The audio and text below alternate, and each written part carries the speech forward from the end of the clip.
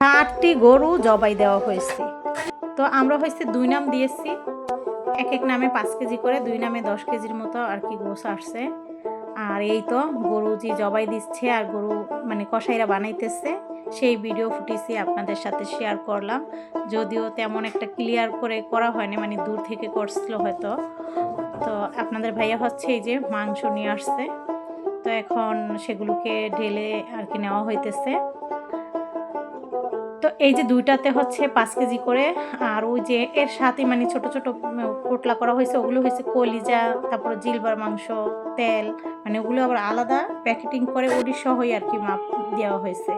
আর এই বট হয়েছে আলাদাভাবে আবার কিনে আনা হয়েছে। বট আমরা সবাই পছন্দ করি, তো আমার মেয়ে হচ্ছে বট লইতাছে, আর ওই যে আরেকজন আপা আর কি, তো শেফালি তো জানে না, যার কারণে হচ্ছে তাকে দিয়েই লইতেছি। শেফালি অবশ্য 2টার দিকে আসবে, রমজান মাসে ও 2টা বাজে আসে, আর রমজান ছাড়া হচ্ছে 11:30টার দিকে আসে। তো এই হচ্ছে কাহিনী। তো ওকে ছাড়াই হচ্ছে এখন আমরা কেটে কুটে নিলাম, কারণ কিছু করার নেই, এগুলো হচ্ছে কেটে কুটে এখন গুছিয়ে রাখতে হবে। এরপর হচ্ছে আরও কাজ আছে, ওগুলো আগে চলে আসাতে হচ্ছে গুছিয়ে নিয়েছি। আর কিছু কাপড় আগেও আমি কাটছি, এখন আবারও কাটিং করতে চলে আসলাম, কারণ ওই যে মাংসগুলো আবার গুছিয়ে রাখতে হবে বটগুলো লওয়ার জন্য। অবশ্য 7টা গরু কষাই দিয়ে বানানোর কারণে খুবই তাড়াতাড়ি করে বানানো হয়ে গেছে, আর মাংস নিয়ে বাসায় তাড়াতাড়ি চলে আসার কারণে আমি একটু গুছায় রাখছি। আর হচ্ছে কিছু কাজকাম ছিল, ওগুলো সেরে নামাজ পড়ে গোসল করে তারপর হচ্ছে আবার বিকেলের রান্নার জন্য প্রস্তুতি নেওয়া হচ্ছে। তো শেফালি হচ্ছে ঘরটর ঝাড়ু দিতেছে, পায় ফার্নিচার মুছবে, তারপর হচ্ছে কাপড় চোপড় ধোবে আর কি। তো আমি হচ্ছে এখন চলে আসলাম পাকের রুমে, এই যে ইফতার বানানোর জন্য ভাজা পোড়া। তো মেয়েই করে এই কাজগুলো, ভাজা পোড়ার কাজটা। আমি হচ্ছে রান্নাটা করব, মাংস রান্না করব আর হচ্ছে ডাল রান্না করব। তো 2 ভাগের ভিতরে যা কলিজাও ছিল সেই কটা মানে সব কটা এখানে আমি দিয়ে দিয়েছি। এই যে মানে পানি, এটার যে কালো পানিটা সেটা কিন্তু ধুয়ে বের করে নিয়েছিলাম। আর কিছু মানে গরুর মাংস নিয়েছি, মানে কলিজা বেশি নিয়েছি আর কি। ভাবছিলাম যে শুধু কলিজা রান্না করব, এখন দেখি না কলিজা কম হয়ে যাইতেছে। তো যাক, রান্না করতেছি মিলাই জিলাই। তো এখানে দিয়ে দিলাম হচ্ছে পেঁয়াজ কুচি, ধনিয়ার গুঁড়া, তারপর হলুদ গুঁড়া, মরিচ গুঁড়া, কাঁচা মরিচ, লবণ, আদা রসুন বাটা, গরম মশলা, তেজপাতা এইসব আর কি দিয়ে এখন সরিষার তেল দিয়ে ভালো করে হাত দিয়ে মাখিয়ে তারপর গোশটা বসিয়ে দিব।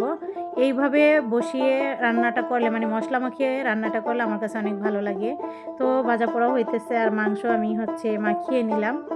তো এখন হচ্ছে ভাজা পোড়ার কাজ শেষ, মাংসটা বসিয়ে দিচ্ছি, আর ফল টল আমার মেয়ে হচ্ছে কেটে নিবে। আর এই তো বাসায় হচ্ছে একজনের বাসায় ইফতারি দিবে, তো যার কারণে হচ্ছে ও আলাদা করে প্লেটে নিয়ে নিল, আর এই যে ফল টল এগুলো একটু দিয়ে আসবে উপরে যেয়ে।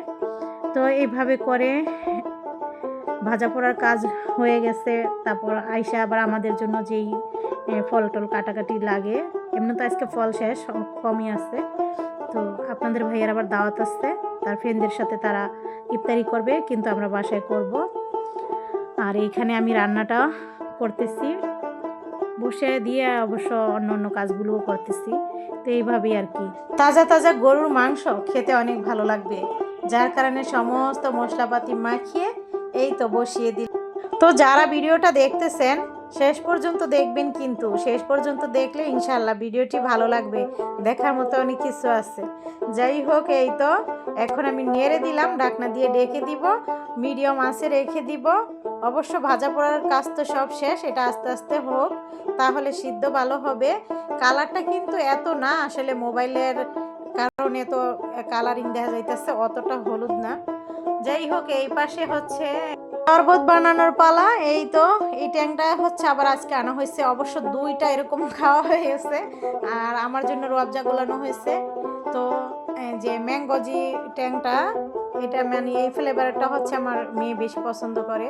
তো ছেলের জন্য আনা হয়েছে অরেঞ্জের, আর মেয়ের জন্য এরকম। তো অবশ্য আমরা সবাই খাই, তবে আমার হচ্ছে পছন্দ রুয়াবজা, এই জন্য আমার জন্য রুয়াবজা। সাইফুলের জন্য হচ্ছে মানে শরবত মাঝে মাঝে সবার জন্য আলাদা আলাদা গোলানো হয়।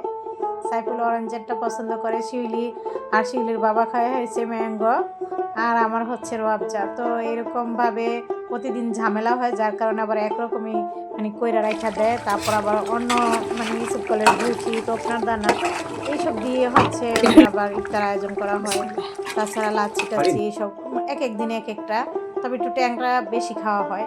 অন্য রেসিপি মানে শরবত রেসিপিগুলো করলে একটু সময় বেশি লাগে, এই আর কি বিষয়টা। তো এইভাবে করে তরকারির ঝোল তো দিয়ে দিলাম। তো এই যে কিছুক্ষণ পর আবারও আসলাম, দেখুন এইটা হচ্ছে অরিজিনাল কালারটা। তো দেখুন এখন কিন্তু ইফতারের সময় হয়ে গেছে, আজানও দিয়ে দিয়েছে।